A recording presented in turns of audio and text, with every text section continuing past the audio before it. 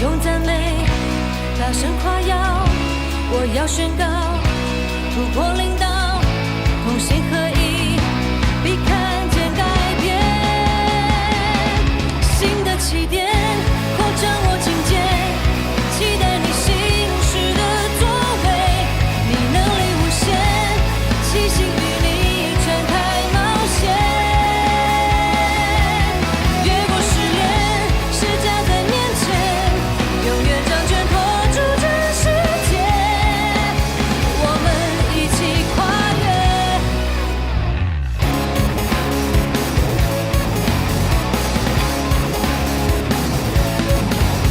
前面是一条崭新的路，你的话语都谦卑领受，将会向过去与我同在，我毫无惧怕，我迈步向前，有信心跨越，只要听见神说话，没什么好怕。新的起点，扩张我境界，期待你新时的作为，你能力无限，齐心与你展开冒险。越过试炼，施加在面前，永远掌权托住这世界，我们一起跨越。我用赞美大声夸耀，我要宣告突破领导。我用赞美大声夸耀，我要宣告突破领导。我用赞美突破，同心合一，必看见改变。新的起点，扩张我境界，期待你新时的作为，你能力无限，齐心与你展开冒险。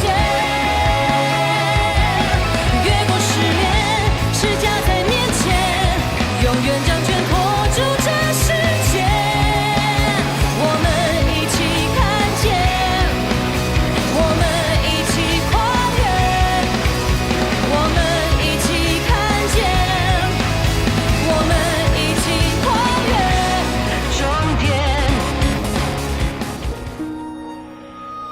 慈爱和诚实彼此相遇，公义和平安彼此相亲，诚实从地而生，公义从天而现。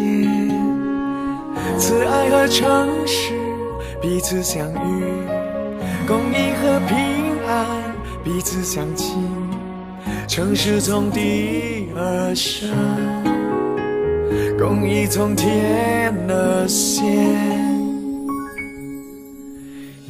花必将好处，必将好处赐给我们，我们的地也要多出，也要多出土产。公义要行在他面前，叫他的脚中成为可走的路。公义要行在他面前，叫他的脚中成为可走的路。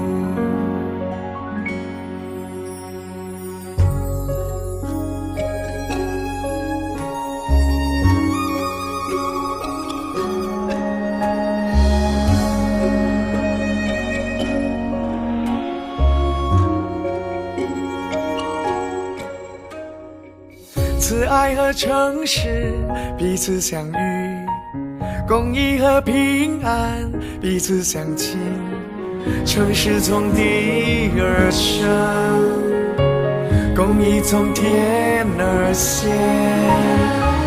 慈爱和诚实彼此相遇，公义和平安彼此相亲，诚实从地而生，公义从天而现。必将好处，必将好处赐给我们，我们的地也要多出，也要多出土产。公义要行在他面前，叫他的脚中成为可走的路。公义要行在他面前，叫他的脚中成为可走的路。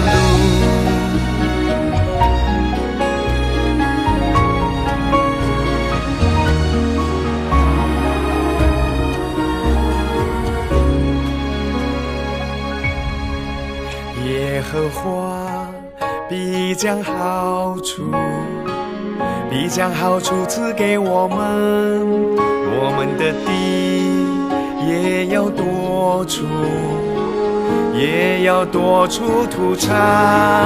耶和华必将好处，必将好处赐给我们，我们的地也要多出，也要多出土产。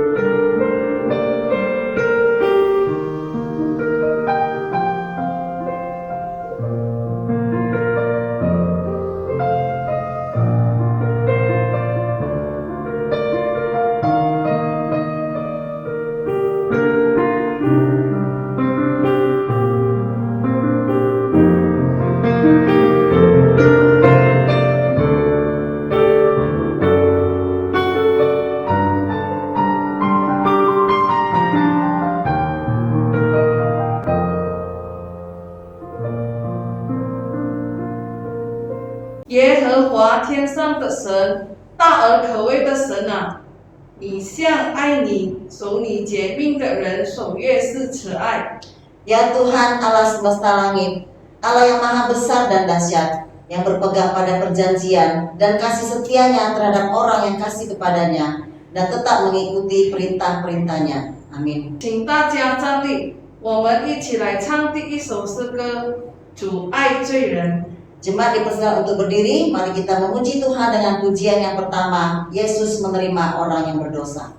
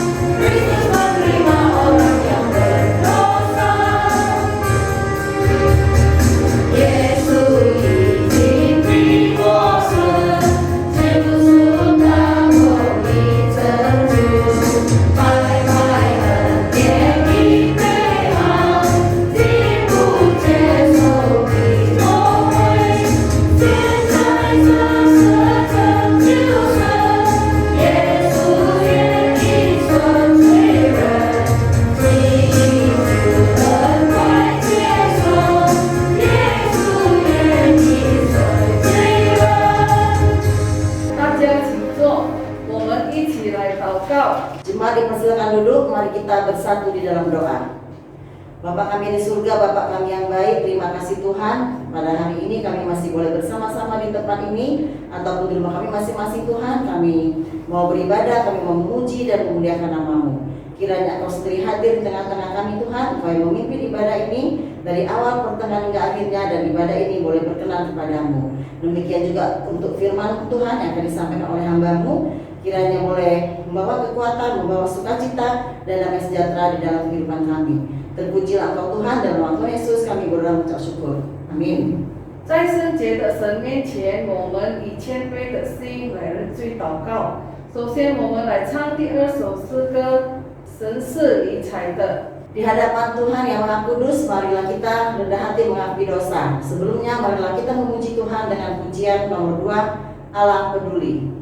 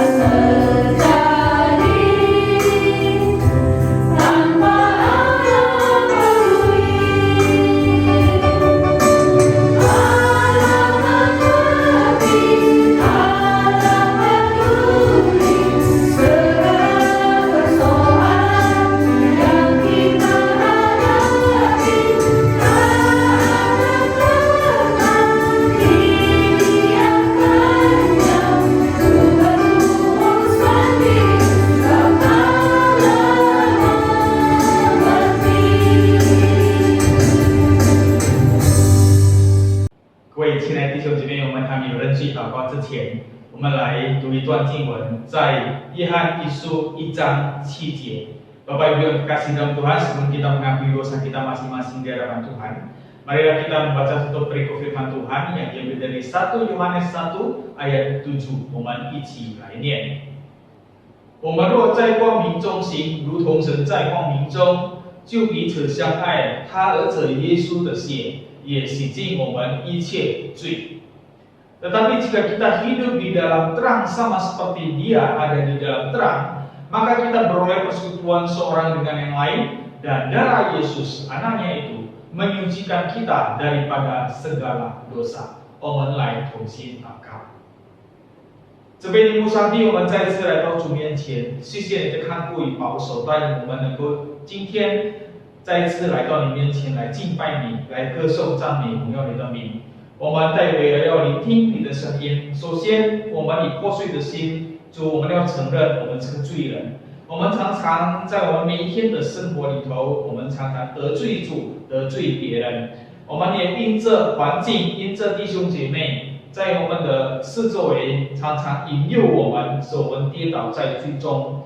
天父上帝，我们承认在我们每一天的生活里头，我们常常自以为聪明，忽略了你的存在，忽略了你的大能。天父上帝，我们败坏，我们不应该，也不值得成为你的儿女，因为我们犯罪了，因为我们是个罪人，我们完全不配成为你的儿女，我们应该是下地狱的受造者。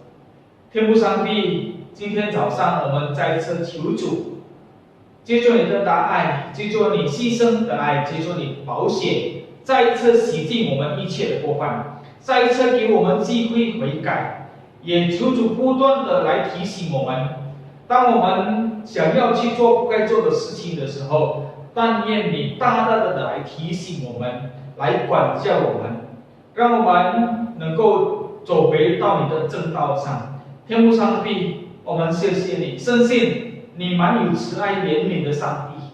当我们要悔改，但愿你垂听我们的祷告。主啊，求主也不断塑造我们的生命，也管教我们的生命，因为我们的生命完全是属于你的。哦，主啊，谢谢你，谢谢你垂听我们的祷告，将一切荣耀都会给主。如此祷告交托，奉耶稣基督的名祈求，阿们。我们一起来念主祷文。我们在天上的父，愿人都祝福的名为圣，愿父的国降临，愿父的旨意行在地上，如同行在天上。我们日用的日子，今日赐给我们，赦免我们的罪，如同我们赦免得罪我们的人，不叫我们遇见试探，拯救我们脱离凶恶。因为国度、权柄、荣耀，皆是父的，直到永远。阿们。请大家仍然站立，我们一起来宣读我们的信仰使徒信经。 Jemaat dipersilakan tetap berdiri, marilah kita mengucapkan pengakuan iman rasuli. 使徒信经，我信上帝全能的父，创造天地的主。我信我主耶稣基督，上帝的独生子，因圣灵感孕，由童贞女玛利亚所生，在本地有拉多手下所难，被钉在十字架，受死埋葬，第三天从死人中复活，升天，坐在天人父上帝的右边，将来必从那里降临，审判活人死人。我信圣灵，我信圣的光的教会，我信圣徒相通，我信罪人赦免，我信身体复活，我信永生。阿门。我们来起应经文。 Mari kita beresponsoria.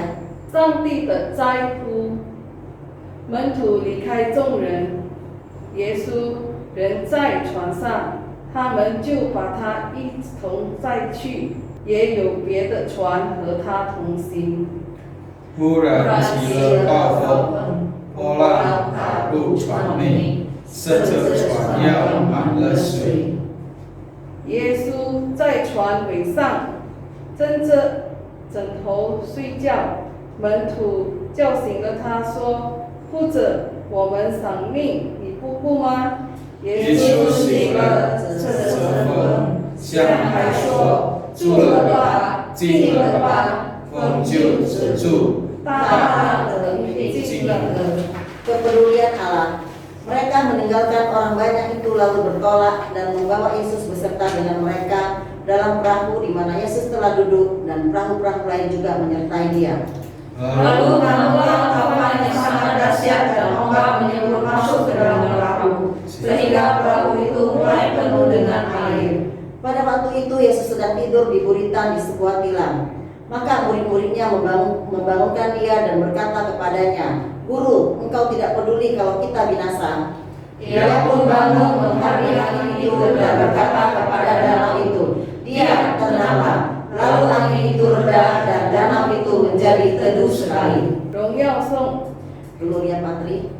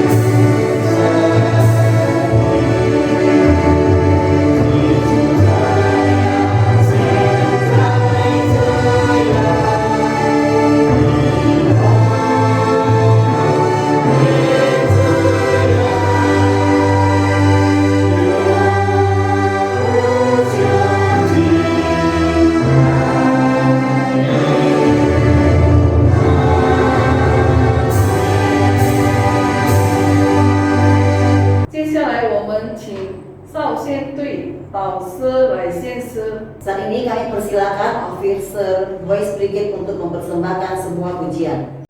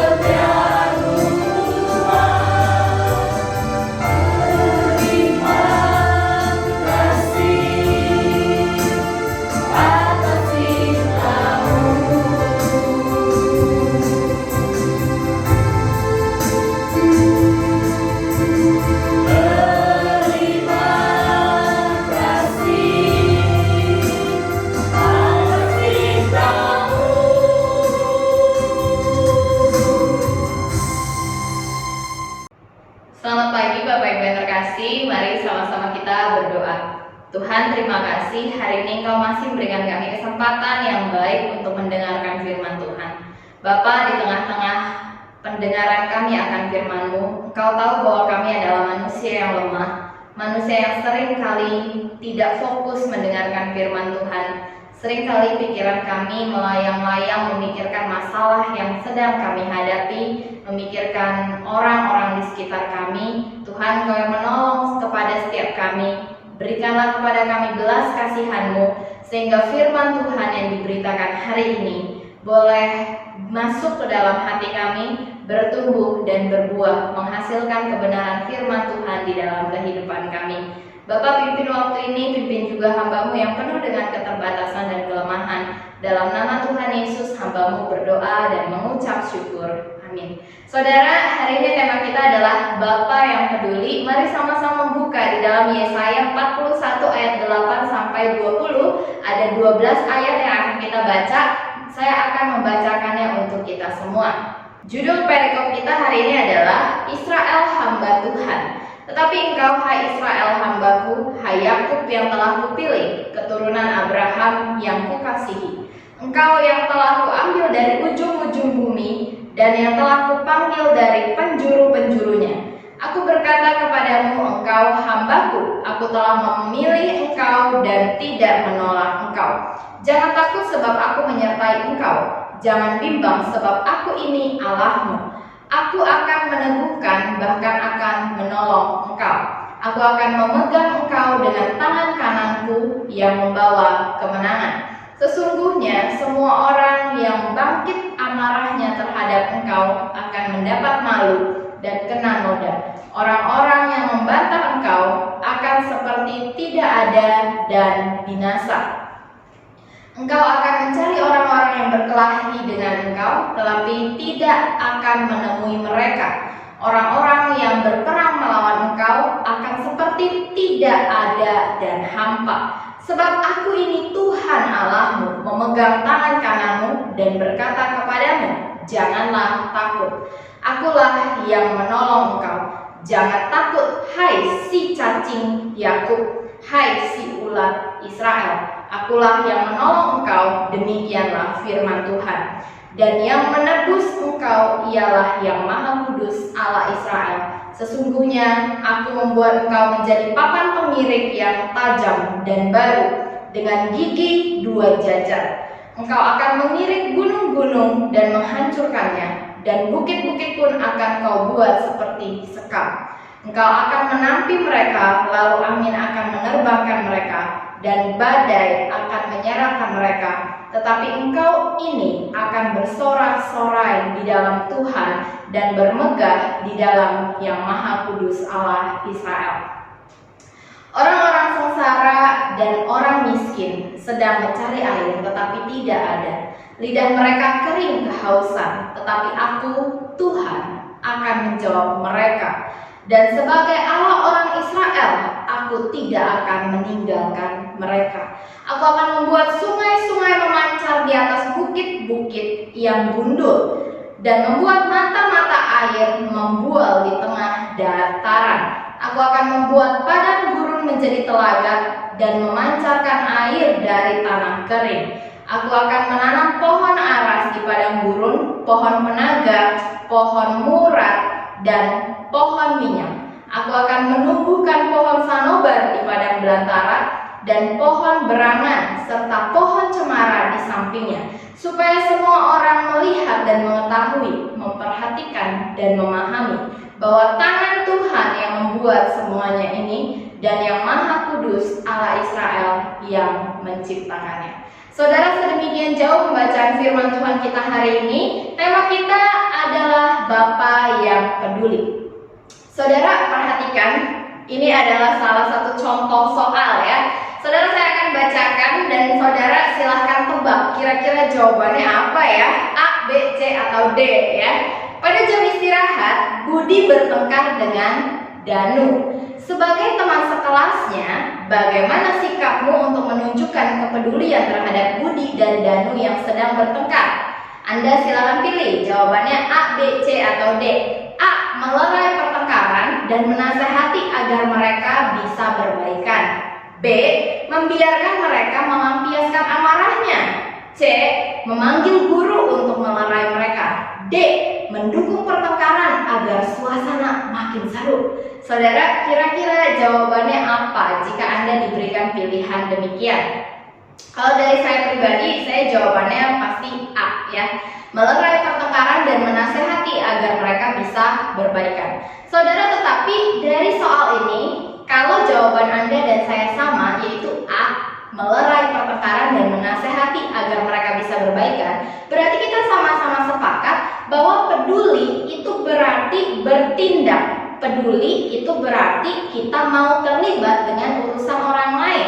Nah saudara, kalau kita dari soal ini aja kita bisa belajar hal demikian, lalu mengapa di dalam keseharian kita seringkali punya sikap yang salah kaprah soal peduli? Seolah-olah banyak orang beranggapan kalau peduli itu berarti dia memberikan apa yang saya mau. Kalau peduli itu berarti dia menolong saat saya membutuhkan. Iya enggak? Kalau dia peduli sama saya, maka harusnya dia menuruti saya. Kalau dia peduli sama saya, harusnya dia menolong saya waktu saya butuh sama dia. Saudara, ini salah dan ini tidak sepenuhnya merupakan arti dari kepedulian. Peduli memang bertindak dan tindakannya bisa jadi adalah memberikan pertolongan atau memberikan sesuatu yang dimau oleh pihak lain. Tetapi saudara, kalau peduli hanya bicara soal ini dan selalu tentang ini, maka kita akan memiliki konsep pemikiran yang salah tentang peduli. Peduli itu kalau kita lihat di dalam kamus, artinya itu memberi diri untuk terlibat dengan persoalan orang lain atau lingkungan. Nah saudara, jadi peduli itu sebetulnya kita mau memberi diri kita untuk terlibat dengan apa yang sebetulnya bukan urusan kita. Tidak hanya kita ngomong saya peduli sama kamu, tetapi tidak ada tindakannya. Tetapi kalau peduli itu kita tidak hanya sekedar ngomong, tetapi kita memberi diri kita juga untuk terlibat dalam persoalan orang. Nah jadi saudara yang terkasih dalam Tuhan, yang perlu kita perhatikan adalah jika keterlibatan ini belum tentu mendatangkan kenyamanan bagi pihak lain. Saudara perhatikan, semisalnya nih, ada guru ya, saya seorang guru, nah tiba-tiba saya melihat gitu, siswa saya yang masih kecil ini, dia udah pacaran gitu ya. Nah saudara, biasanya kan kita punya dua pilihan gitu, saya sebagai guru punya dua pilihan, ya udahlah biarin aja, dia mau pacaran juga terserah dia, mau pacaran yang gayanya kayak gimana juga ya terserah dia gitu. Nah tetapi kalau pilihan yang satu lagi, biasanya, saya harus nasehatin dia, saya harus bimbing dia, supaya apa? Supaya dia tidak jatuh ke dalam pergaulan bebas. Nah, jadi ada dua pilihan ketika kita melihat satu situasi dan kondisi. Pilihannya mau peduli atau mau biarin aja. Nah, saudara, ketika saya pilih untuk peduli dan saya terlibat di dalam kehidupan siswa ini, nah biasanya keterlibatan saya itu menghasilkan dua hal. Dia nyaman ketika saya terlibat atau dia tidak nyaman ketika saya terlibat dengan urusan dia. Jadi si siswa ini bisa merasa tidak nyaman ketika saya terlibat dengan urusan dia. Padahal saya terlibat karena saya peduli. Tetapi perhatikan saudara, keterlibatan saya bisa menghasilkan yang namanya ketidaknyamanan. Demikian juga ketika kita peduli sama orang-orang di sekitar kita, saudara. Seringkali kepedulian kita atau keterlibatan kita di dalam kehidupan orang lain itu belum tentu membuat orang lain itu merasa nyaman. Karena ketika kita peduli, kita akan mengupayakan bagaimana supaya orang ini mendapatkan yang terbaik dan berubah menjadi lebih baik lagi.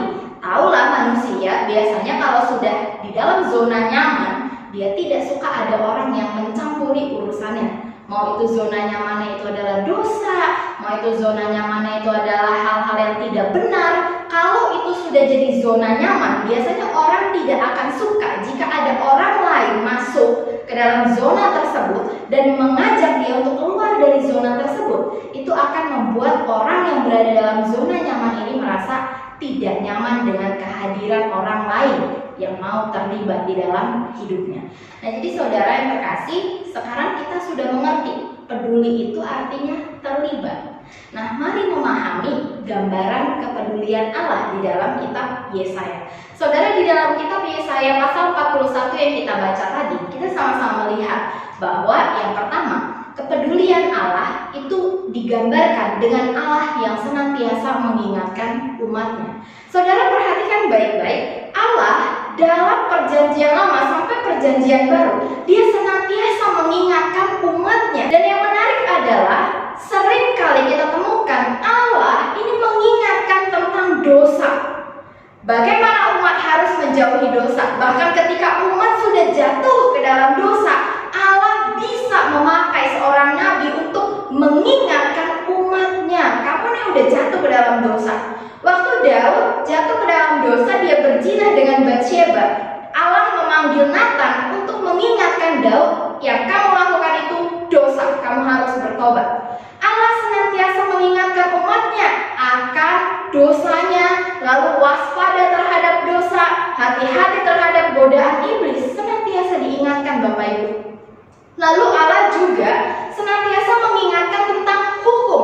Bagaimana Allah memberikan peraturan bagi bangsa Israel, dan peraturan ini terus-menerus diingatkan sampai pada zaman perjanjian baru Bapak Ibu. Ini begitu luar biasa bentuk kepedulian Allah, dia selalu mengingatkan umatnya senantiasa. Diingatkan soal dosa, diingatkan soal hukum yang berlaku, hukum perjanjian antara umat dengan Allah. Itu terus-menerus diingatkan supaya Israel tidak melanggar, karena ketika melanggar akan ada hukuman. Nah, jadi saudara, Allah ini begitu luar biasa, dan dia juga mengingatkan terus-menerus tentang yang namanya anugerah. Sejak dari dalam perjanjian lama, sekalipun umat sudah jatuh dalam dosa, melanggar firman Allah, mereka tidak melakukan firman Allah, tetapi Allah senantiasa mengingatkan ada anugerah jika bertobat. Pesan yang dibawa oleh para nabi, baik itu Yesaya, Yeremia, Amos, Obadya, Hosea, semua membawa berita pertobatan akan mendapatkan anugerah. Jadi saudara yang terkasih dalam Tuhan, melalui para nabi, Allah ini mengingatkan bahwa anugerah itu masih ada. Bahkan Allah sendiri berfirman kepada manusia berdosa bahwa anugerah masih ada. Dan dalam perjanjian lama, Allah sendiri datang menjadi manusia, membawa berita anugerah itu untuk kita semua. Ini untuk mengingatkan kita selalu Bapak Ibu. Lalu yang keempat, Allah juga senantiasa mengingatkan soal janji. Seperti Abraham, dijanjikan akan punya keturunan, terus-menerus diingatkan. Abraham ketika dia mulai ragu, Allah mengirim lagi malaikatnya untuk mengingatkan. Abraham ragu lagi, datang firman Tuhan kepada Abraham untuk mengingatkan ada janji Tuhan. Israel di dalam padang gurun perjalanan yang sedemikian lama, ketika mereka mulai mau pulang ke Mesir, mereka mulai meragukan Tuhan. Tuhan ingatkan lagi ada janji. Janji inilah yang akan membawa kamu ke tanah Kanaan. Saudara, bahkan sampai hidup kita hari ini pun, kita terus-menerus melalui firman Tuhan yang kita dengar hari ini dan di minggu-minggu sebelumnya, kita terus-menerus diingatkan bagaimana Allah itu begitu setia mengingatkan umatnya akan janjinya. Lalu saudara, yang kelima, Allah juga senantiasa mengingatkan umatnya soal identitas. Ini penting saudara, ketika Allah mengingatkan umatnya soal identitas. Identitas Allah, identitas umatnya, bahkan identitas semua musuh Israel itu diperkenalkan oleh Allah dan terus-menerus diingatkan saudara. Karena ini merupakan bagian yang sangat penting. Nah saudara, kalau kita lihat, ternyata Yesaya pasal 41 ini adalah kitab yang dituliskan ketika Israel ini masuk ke dalam pembuangan. Nah jadi saudara, ketika Israel masuk ke dalam pembuangan, lalu mereka di dalam pembuangan mulai berpikir, Tuhan ini sayang gak sih sama saya? Tuhan ini perhatikan saya gak sih? Benar gak sih saya ini umat pilihan Tuhan? Kok kalau saya umat pilihan Tuhan saya dibuang? Nah maka dari itu saudara, Tuhan mengingatkan identitas Israel, meskipun mereka ada di dalam pembuangan, mereka tetap adalah umat pilihan Tuhan. Dan di sini kita juga melihat di dalam ayat yang ke-10, Tuhan itu mengingatkan kembali identitas dirinya, identitas Allah Israel. Bahwa Allah Israel di dalam ayat yang ke-10 dituliskan, Dia akan menyertai Israel, Dia akan membimbing Israel, dan Dia akan meneguhkan bahkan menolong Israel. Saudara, Israel di tengah-tengah karena pembuangan ini diingatkan kembali oleh Tuhan. Kamu sekalipun dalam pembuangan, kamu sedang dihukum karena dosa yang kamu lakukan, tetapi kamu harus ingat, aku akan menolong engkau tepat pada waktunya. Ini Tuhan ingatkan kembali kepada Israel. Dan Tuhan juga mengingatkan identitas dari musuh Israel, bahwa Babel yang hari ini menekan Israel, Babel yang hari ini menawan Israel, itu akan mendapatkan upahnya. Mereka adalah orang-orang yang akan dihukum oleh Tuhan. Nah, saudara yang terkasih dalam Tuhan, kita mungkin bertanya-tanya, kenapa sih yang pertama diingatkan oleh Tuhan itu adalah soal identitas? Kenapa hal ini menjadi penting untuk terus-menerus diingatkan oleh Tuhan kepada umatnya? Saudara, perlu kita perhatikan kondisi di dalam pembuangan, kondisi Israel hari itu di dalam pembuangan akan membuat Israel sangat mudah melupakan identitasnya sebagai umat Tuhan, bahkan juga melupakan identitas Allah yang akan menyertai mereka. Saudara yang terkasih, nggak jauh beda sama kita. Kalau Israel sengsara di dalam pembuangan, kalau kita, ya pasti di dalam hidup kita juga menemukan satu saat di mana kita itu merasa kita sengsara, gitu ya. Kita menderita, kita ditimpa banyak kesulitan, dan seringkali situasi-situasi ini membuat kita bukannya semakin ingat Tuhan, tetapi kita malah ada yang responnya marah sama Tuhan, ada yang responnya melupakan Tuhan, malah mencari bantuan dari hal-hal yang fana di dalam dunia ini. Seringkali kesengsaraan, kesulitan, bahkan kelelahan di dalam hidup ini membuat kita juga lupa sama identitas kita, bahwa kita ini anak Tuhan. Kita punya Tuhan yang luar biasa, kita punya Tuhan yang maha kuasa. Jadi saudara, mengapa penting bagi Tuhan untuk mengingatkan identitas umatnya dan identitas dirinya selalu senantiasa? Karena manusia punya penyakit suka lupa. Dan seringkali yang kita lupakan adalah identitas kita sebagai anak Tuhan dan identitas Tuhan Allah yang Maha Kuasa yang sering menolong kita. Tetapi begitu bersyukurnya kita sebagai umat Tuhan karena kita senantiasa diingatkan oleh Tuhan.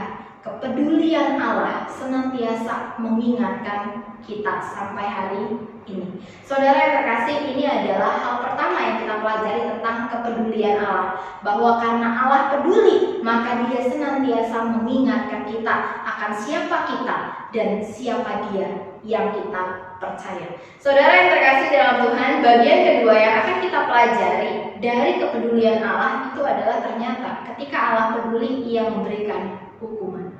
Saudara, ada sebuah kisah ya, ada seekor anjing, dia dipelihara oleh majikannya. Majikannya ini sayang banget sama dia.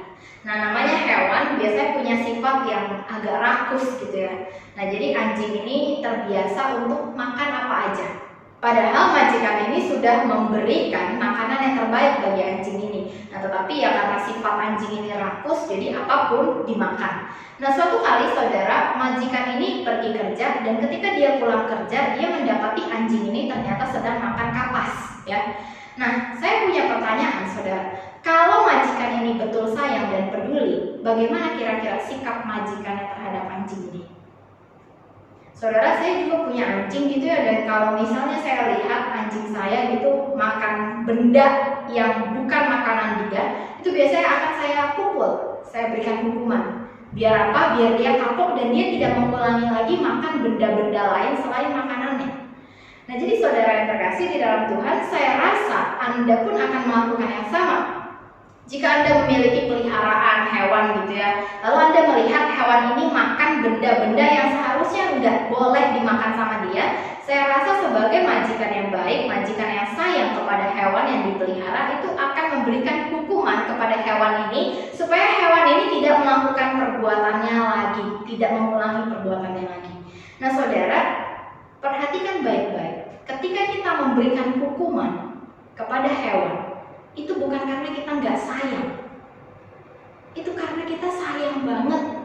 Makanya kita hukum dia ketika dia makan benda-benda yang tidak boleh dimakan.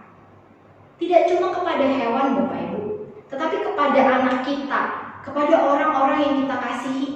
Kita juga memberikan hukuman. Terkadang bukan karena kita kejam, bukan karena kita jahat sama mereka, bukan karena kita nggak peduli sama mereka. Justru karena kita peduli, kita sayang, kita mau mereka mendapatkan yang terbaik, kita mau mereka berubah, maka kita memberikan kepada mereka hukuman.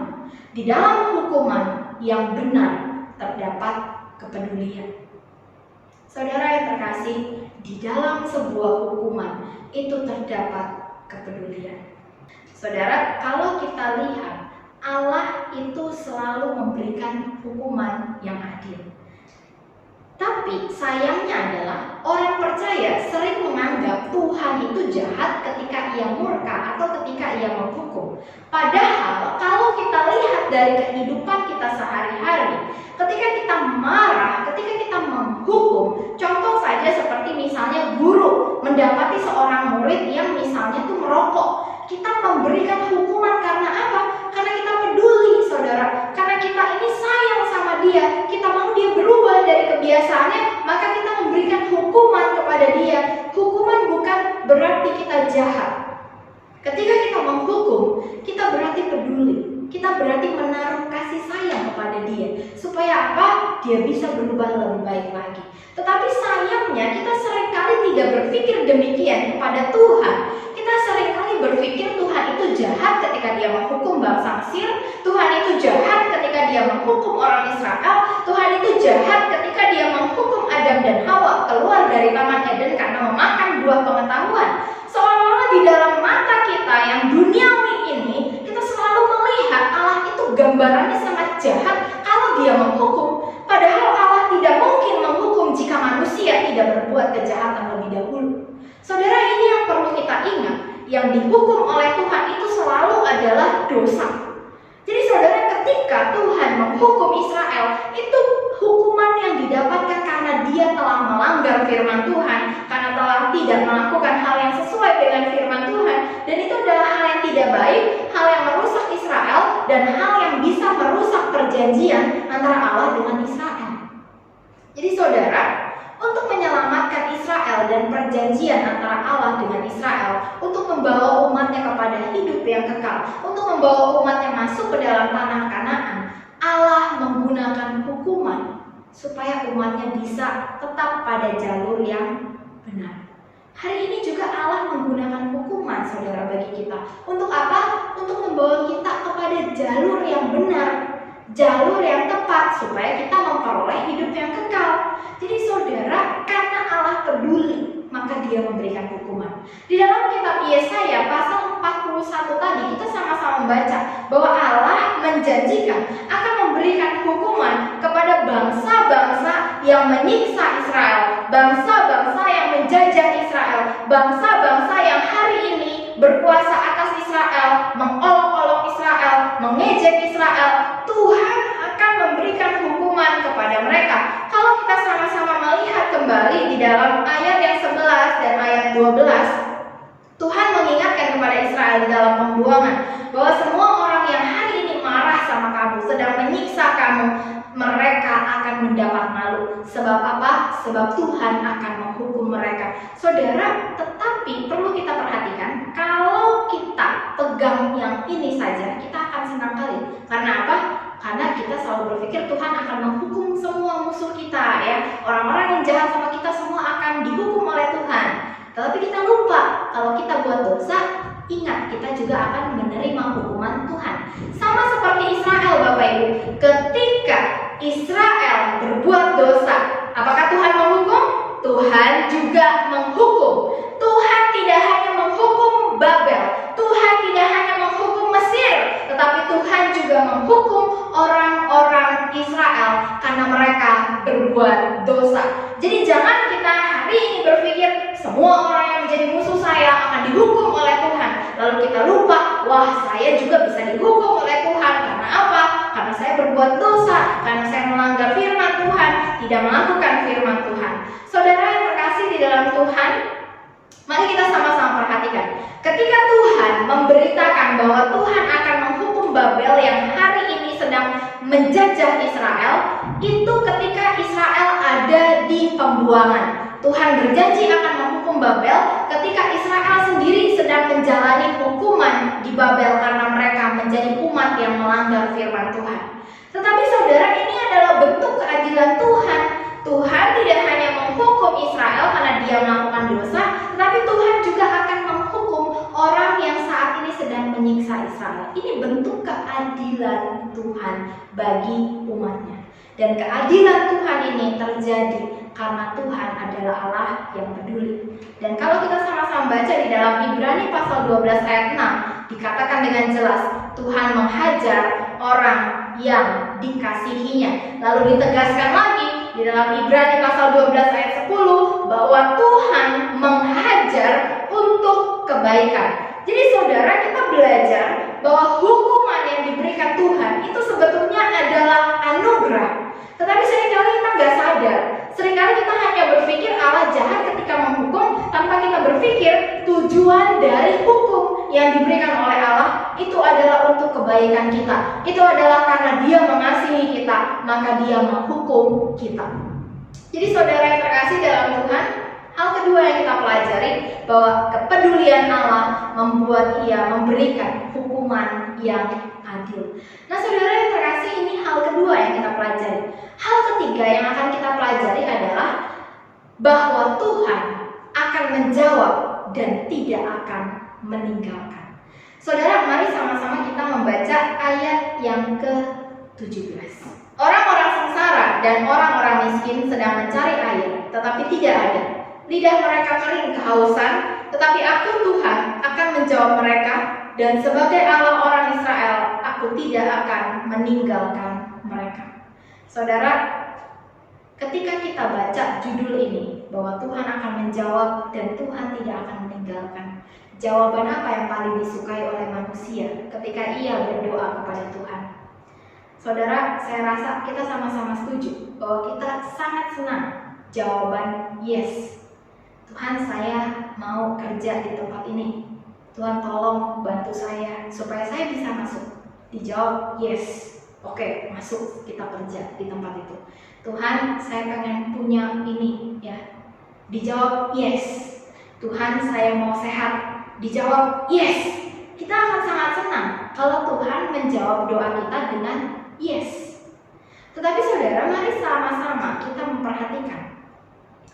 Ketika Tuhan berkata kepada Israel di dalam pembuangan bahwa Tuhan akan menjawab mereka, dan sebagai Allah orang Israel, aku tidak akan meninggalkan mereka di dalam ayat yang ke-17. Saudara perhatikan, jawaban Tuhan itu rata-rata bukan apa yang diinginkan oleh Israel. Karena apa saudara? Israel harus menikmati pembuangan itu selama kurang lebih 100 tahun di dalam pembuangan. Dan mereka baru dibebaskan dari pembuangan itu 100 tahun kemudian. Saudara bayangkan kalau kita menantikan jawaban Tuhan, Tuhan jawab yes, iya saya mau, Tuhan jawab iya, tapi segera ya. Saya mau Tuhan jawab yes, tapi segera. Saya berdoa minta sembuh, saya mau Tuhan jawab yes, sekarang terjadi. Ketika Israel ada di pembuangan, mereka berdoa kepada Tuhan supaya Tuhan menolong mereka, supaya Tuhan membebaskan mereka. Tuhan jawab, ya saya akan membebaskan kamu. Tapi ingat, bukan hari ini, tetapi nanti. Pada waktu yang tepat, saya akan membebaskan kamu. Saudara yang terkasih dalam Tuhan, ingat, jawaban Tuhan bukan kita yang atur. Bukan karena kita pengen dijawab iya, maka Tuhan akan jawab iya. Bukan karena kita pengen disembuhkan, maka Tuhan akan menyembuhkan. Bukan karena kita pengen kaya, maka Tuhan akan memberikan kita kekayaan. Saudara, jawaban Tuhan bukanlah yang kita mau. Ingat, ketika kita berdoa, bukan kita sedang memaksa Tuhan untuk melakukan kehendak kita, tetapi kita sedang menyampaikan apa yang saya mau. Tetapi di dalam penyampaian saya terhadap Tuhan, saya tahu siapa yang memegang kehidupan saya, itu bukan saya. Jadi apapun jawaban Tuhan kepada apa yang saya minta, saya akan terima. Karena Tuhan tahu yang terbaik buat saya. Bahkan ketika Israel ada di dalam pembuangan, mereka rindu dibebaskan. Ketika mereka berdoa pada Tuhan, mereka harus tunduk pada waktu Tuhan. Saudara, sama seperti kita hari ini. Apa sih hal yang kita rindukan? Saya yakin dan percaya Tuhan akan menjawab kerinduan Anda. Tuhan akan menjawab doa Anda, tetapi mungkin tidak segera. Ada waktu yang terbaik dari Tuhan yang disediakan bagi Anda dan saya. Mari imani itu dan percaya. Ketika kita melihat Alkitab, kita lihat Tuhan tidak pernah ingkar janji. Itu juga yang kita imani, bahwa Dia tidak pernah mengingkari janjinya. Ketika Dia berjanji Dia akan menjawab, maka Ia akan menjawab. Ketika Ia berjanji Ia tidak akan meninggalkan kita, maka Ia tidak akan pernah meninggalkan kita. Saudara, mari melihat dalam ayat 18 sampai ayat yang ke-19. Jika kita perhatikan, di sini merupakan hal-hal yang mustahil sebetulnya, tapi Allah meyakinkan umatnya tidak ada yang mustahil bagi Tuhan. Ayat 18, aku akan membuat sungai-sungai memancar di atas bukit-bukit yang gundul, dan membuat mata-mata air membual di tengah dataran. Saudara, bagaimana mungkin dari sebuah bukit yang gundul, yang gersang, muncul air yang memancar? Itu hal yang tidak mungkin. Tetapi Tuhan katakan, aku akan membuatnya. Artinya apa? Tidak ada yang mustahil bagi Tuhan. Segala hal bisa Tuhan lakukan, segala hal bisa Tuhan kerjakan. Bahkan dikatakan, aku akan menanam pohon aras di padang gurun, ayat 19. Ini hal yang mustahil Bapak Ibu, karena pohon aras hanya tumbuh di dataran yang subur, yang tanahnya basah. Jadi kalau di padang gurun mau ditanam, tidak akan bisa tumbuh. Tetapi karena Tuhan yang berfirman, tidak ada yang mustahil. Tidak ada yang mustahil bagi Tuhan. Itu dijelaskan kepada umat Israel yang ada di pembuangan. Artinya apa? Sekalipun hari ini Israel sengsara di dalam pembuangan, tetapi tidak mustahil bagi Tuhan untuk membawa mereka keluar dan menikmati kemenangan yang daripada Kristus. Lalu dijelaskan juga dalam ayat 18-19 bahwa Allah itu Allah yang sanggup dan berkuasa untuk melakukan hal-hal yang ajaib. Hal-hal yang di luar nalar, di luar logika manusia, tapi terjadi. Saudara, tentu kita juga pernah mengalami keajaiban dan kekuasaan, bahkan mujizat Tuhan. Bahkan mungkin kita pernah mengalami di dalam hidup kita pertolongan Tuhan dengan cara yang di luar logika kita. Itu pernah kita alami di dalam hidup kita. Ini adalah bukti bahwa Allah tidak terbatas, Bapak Ibu. Tidak ada yang bisa membatasi Allah, termasuk logika manusia. Tidak bisa membatasi pekerjaan Tuhan. Tuhan bisa memutarbalikkan segala hal. Tanah yang gundul akan memancar air. Padang gurun akan ditanami pohon aras. Itu hal yang mustahil. Tetapi hal yang mustahil dan ajaib itu bisa dilakukan oleh Tuhan. Dan ayat 18-19 juga mengingatkan kepada kita bahwa tidak ada yang dapat menandingi kuasa Allah Israel. Ketika di pembuangan, jangan Israel mencari Allah lain, jangan Israel menyembah dewa lain, karena tidak ada satupun Allah lain dan dewa yang disembah oleh Babel yang sanggup menandingi kuasa Allah Israel. Saudara, kepedulian Allah membuat Allah menjawab Israel, membuat Allah terus-menerus menyertai Israel dan juga menyertai kita hingga hari ini. Saudara yang terkasih di dalam Tuhan, berbahagialah kita, orang-orang yang dipedulikan oleh Allah, Sang Pencipta dan Pemilik jagat raya. Dialah Immanuel yang lahir untuk kita, yang menyertai kita, dari hari ini sampai selama-lamanya. Amin. Bapa di dalam surga, terima kasih kami boleh mendengarkan kebenaran firman Tuhan. Tuhan, terima kasih Engkau peduli terhadap kami. Terima kasih Engkau senantiasa bersama-sama dengan kami ya Tuhan. Tuhan, pimpin hidup kami mulai hari ini sampai selama-lamanya. Dalam nama Tuhan Yesus kami berdoa. Amin. 我们一起来唱第3首诗歌，主耶稣救罪人来回应上帝的话，一边收奉献。 Marilah kita memuji Tuhan dengan pujian Yesus selamatkanmu untuk meresponi firman Tuhan pada pagi hari ini sambil mengumpulkan persembahan.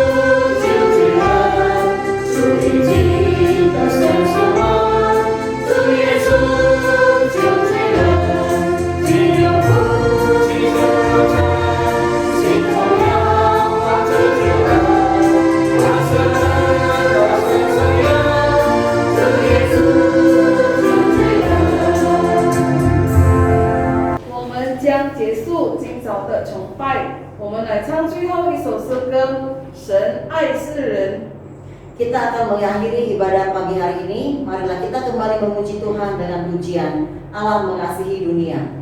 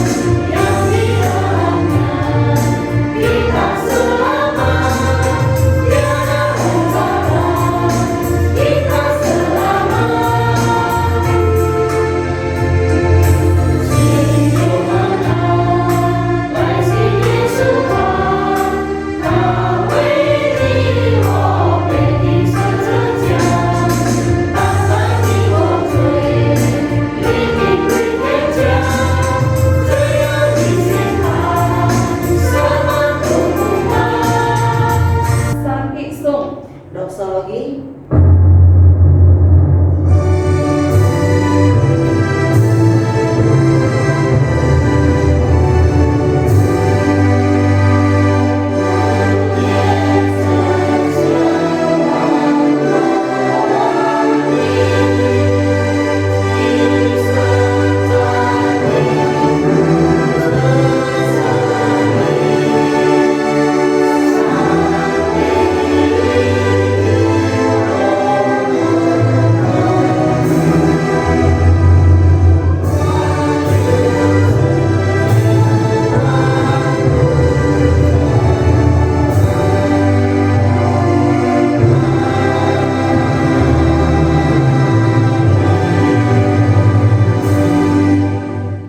亲爱的弟兄姐妹，我们将结束今天早上的聚会，我们来领受上帝的祝福。Bapak Ibu yang terkasih di dalam Tuhan, kita akan mengakhiri ibadah kita di pagi hari ini. Mari kita sama-sama menerima berkat yang daripada Tuhan。但愿我们主耶稣基督的恩惠、上帝的慈爱怜悯、圣灵的感动与充满，常与大家同在，从今时直到永永远远。Kiranya anugerah daripada Tuhan kita Yesus Kristus, kasih sayang dari Allah Bapa di surga, serta persekutuan dengan Roh Kudus yang selalu menyertai, melindungi dan memberkati saudara-saudari sekalian, mulai pagi hari ini, besok sampai selama-lamanya. Amin.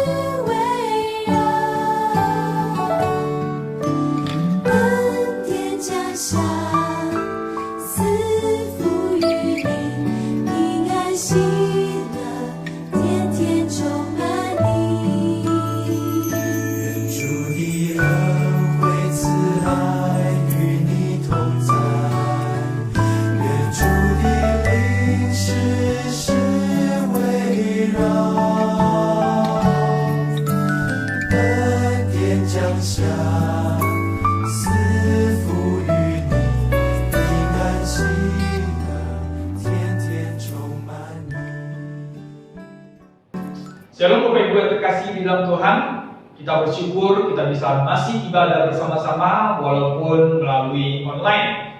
Shalom kepada kita semua yang sudah mengikuti ibadah di pagi hari ini.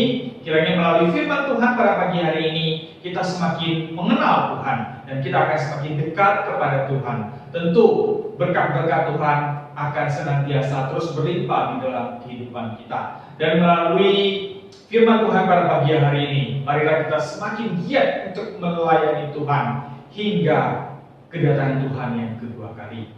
Bapak Ibu yang terkasih dalam Tuhan, sebagai ucapan syukur kita kepada berkat-berkat dan anugerah Tuhan yang sudah kita terima selama ini, marilah kita jangan lupa memberikan yang terbaik kepada Tuhan. Dengan persembahan-persembahan mingguan kita, marilah kita memberikannya secara ikhlas, secara sungguh-sungguh, bukan dengan terpaksa. Karena Tuhan menginginkan apa yang kita berikan itu adalah kesungguhan hati kita.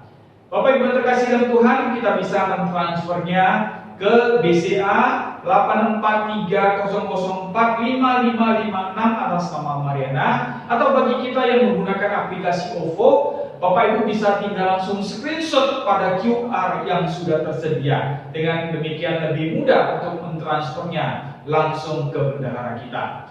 Bapak Ibu yang terkasih dalam Tuhan, pada saat kita sungguh-sungguh memberikannya, percaya Tuhan tidak akan pernah membiarkan kita. Tuhan kita tidak akan membiarkan kita hidup di dalam kekurangan. Berkat-berkatnya akan terus tercurah di dalam kehidupan kita. Amin. Bapak Ibu yang terkasih dalam Tuhan. Ya, Bapak Ibu yang terkasih dalam Tuhan, ibadah online terbatas sudah kita lebih kurang sudah 1 bulan lebih. Dan biarlah kita yang selama ini mengalami kesusahan, kendala, halangan, rintangan di dalam mengikuti ibadah secara online, mungkin karena jaringan yang lelet, mungkin karena tidak ada fasilitas HP yang memadai, mari kita datang ke aula untuk mengikuti ibadah bersama-sama dengan prokes yang sudah ditentukan. Bapak Ibu yang terkasih dalam Tuhan, marilah kita datang sungguh-sungguh di hadapan Tuhan untuk mendengarkan firman Tuhan. Dan saya ingatkan bagi kita yang kurang sehat, yang sakit-sakit, yang demam, yang flu, atau yang batuk-batuk, jangan datang dulu. Lebih bagus tetap di rumah, istirahat, dan tetap mengikuti ibadah secara online. Dan demi kesehatan bersama, dilarang membawa anak kecil, ya, untuk sementara dilarang membawa anak kecil. Baik Bapak Ibu yang terkasih di dalam Tuhan, kiranya melalui ibadah onsite terbatas yang sudah kami buka, marilah kita lebih sungguh datang ke hadapan Tuhan. Jangan karena situasi pandemik, jangan karena kondisi seperti saat ini menjauhkan kita daripada Tuhan. Biarlah walaupun di tengah-tengah suasana yang begitu mencekam, kita tetap datang ke hadapan Tuhan. Mohon Tuhan terus memberikan kekuatan kepada kita, sehingga kita terus bisa mendekatkan diri kepada Tuhan. Bapak Ibu yang terkasih dalam Tuhan, minggu depan tanggal 20 Juni kita akan bersama-sama memperingati Hari Ayah. Karena minggu depan adalah Hari Ayah. 下个礼拜6月20日，我们要一起庆祝父亲节。 Ya, Bapak Ibu yang terkasih dalam Tuhan, dengan tema Bapa yang hadir yang akan dibawakan oleh Chwantau Yudhistira. Marilah kita ikuti bersama-sama dan marilah kita bisa datang ke aula juga, khususnya yang bapak-bapak, ya. Karena Hari Ayah, ya, kami mengimbau bapak-bapak yang sehat tentunya bisa mengikuti acara Hari Ayah ini di aula secara onsite dengan peraturan protokol kesehatan bersama-sama. Bapak Ibu yang dikasihi Tuhan, tidak jemuhnya kami terus mengimbau, marilah kita jangan lupa setiap hari Selasa malam jam 7.30 mengikuti persekutuan doa gereja kita. Ya, melalui persekutuan doa kita bisa bersama-sama bersekutu, berkumpul bersama walaupun secara online. Kita bisa memuji Tuhan, belajar firman Tuhan bersama, dan juga berdoa bersama-sama. Dengan demikian Tuhan terus akan mempersatukan kita, Tuhan akan memberikan kita kekuatan di di dalam menghadapi masa pandemi pada saat ini. Dan bagi kita di rumah yang memiliki anak kecil dari PG sampai SD, marilah kita terus mengingatkan mereka, menghimbau mereka mengikuti kegiatan anak-anak sekolah minggu online melalui situs YouTube yang akan dipimpin oleh guru-guru sekolah minggu dengan kegiatan-kegiatan yang mengasihkan dan juga ada tantangan berhadiah. Dan acara ini diselenggarakan setiap hari Minggu pagi jam 8. Biarlah anak-anak kita sejak dini mereka juga sudah dibawa ke hadapan Tuhan, supaya Tuhan pimpin, Tuhan berkati hingga dewasanya nanti. Demikian juga untuk anak muda-mudi kita. Marilah kita juga mengingatkan mereka mengikuti persekutuan muda-mudi hari Sabtu untuk sementara di minggu ke-1 dan minggu ke-3 malam jam 7.15 yang akan dipimpin oleh Swanta Udaya. Kiranya anak-anak muda-mudi kita juga di masa muda mereka bisa melakukan hal-hal yang berarti dan semakin mengenal Tuhan. Bapak Ibu yang terkasih dalam Tuhan, kita semua tahu dan mengerti bahwa virus corona belum berakhir. Dan sesuai dengan peraturan pemerintah, marilah kita selalu mengikuti protokol kesehatan yang sudah ditentukan untuk bersama-sama memutus mata rantai virus corona dengan selalu menjaga jarak antara satu dengan yang lainnya, memakai masker senantiasa, face shield, dan juga rajin cuci tangan, makan makanan yang bergizi dan berprotein, dan ambil waktu di kesibukan kita untuk olahraga supaya imun tubuh kita semakin meningkat dan daya tahan tubuh kita semakin kuat. Dan untuk sementara kami terus menghimbau untuk tetap menahan diri dan bersabar. Jangan terlalu sering berada di tempat keramaian. Jikalau pun harus berada di tempat keramaian, setelah pulang ke rumah segera membersihkan diri. Dan bagi kita yang sering berbelanja, jangan lupa memakai sarung tangan. Bapak Ibu yang terkasih dalam Tuhan, mari kita tetap menjaga kesehatan diri kita. Pada saat kita sungguh-sungguh menjaga kesehatan diri kita, kita juga ikut menjaga kesehatan orang-orang yang ada di sekeliling kita. Bapak Ibu yang terkasih dalam Tuhan, demikian ibadah kita pada pagi hari ini. Kiranya Tuhan terus memberkati kita dan kita akan bertemu kembali di ibadah onsite maupun ibadah online minggu depan. Tuhan memberkati.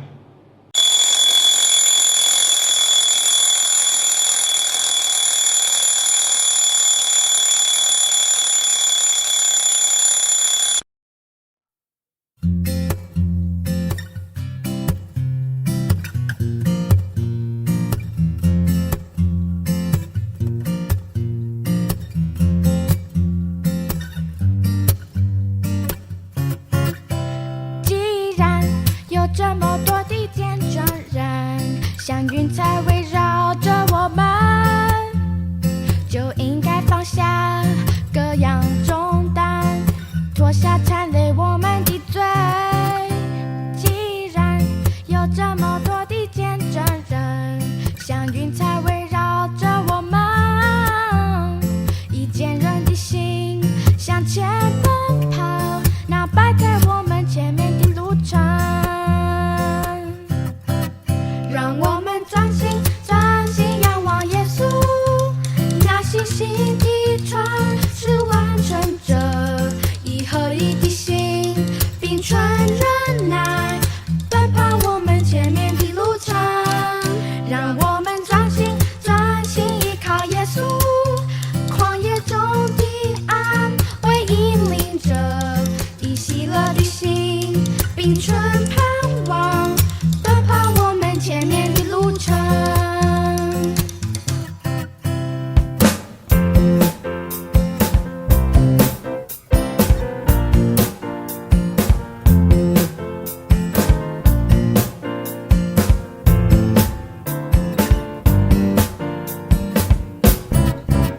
既然有这么多的见证人，像云彩围绕着我们，就应该放下各样重担，脱下缠累我们的罪。既然有这么多的见证人，像云彩围绕着我们，以坚韧的心向前奔跑，那摆在我们前面的路程。专心仰望耶稣，那信心的创始完成者，一合一的心，必存忍耐，奔跑我们前面的路程。让我们专心依靠耶稣，旷野中的安慰引领着，以喜乐的心，必存盼望，奔跑我们前面的路程。让我们专心仰望耶稣，那信心的创始完成者，一合一的心，必存忍耐，奔跑我们前面的路程。让我们专心依靠耶稣，旷野中的安慰引领着，以喜乐的心，必存盼望，奔跑我们前面的路程。以喜乐的心，必存盼望，奔跑我们前面的路程。以喜乐的心，必存盼望。